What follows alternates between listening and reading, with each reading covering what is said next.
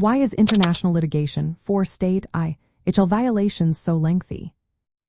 Imagine trying to solve a complex puzzle where some pieces are missing, others are hidden, and the picture keeps changing.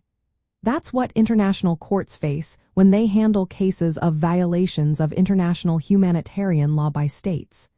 These cases often take years or even decades to reach a conclusion, and there are good reasons for that. First, figuring out if a state is responsible for violating IHL is not straightforward. States can argue they acted in self-defense or out of necessity. To prove a violation, investigators need detailed facts and legal analysis. Gathering evidence from conflict zones is tough because of ongoing violence, restricted access, and safety issues. This means collecting reliable information takes a lot of time and effort. Second, the legal process itself is slow. Unlike domestic courts, international courts do not have police or enforcement agencies. They rely on states to cooperate and submit evidence.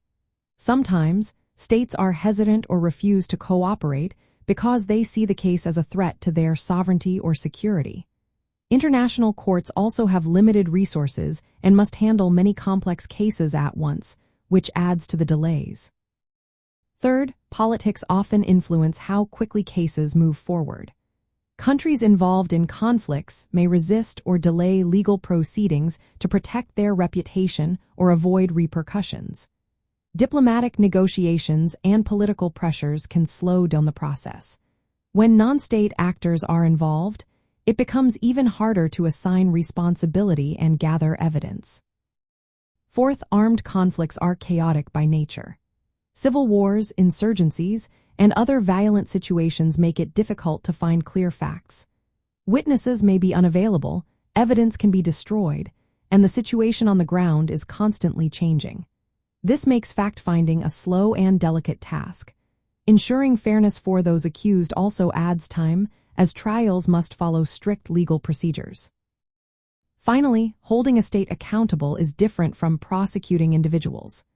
While war crimes can be tried in criminal courts, making a state pay reparations or comply with rulings involves different legal steps.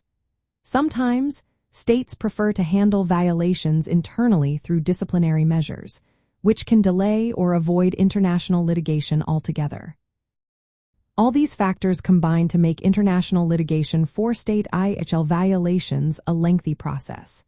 It's a mix of complex legal questions, slow procedures, political hurdles, and the realities of war.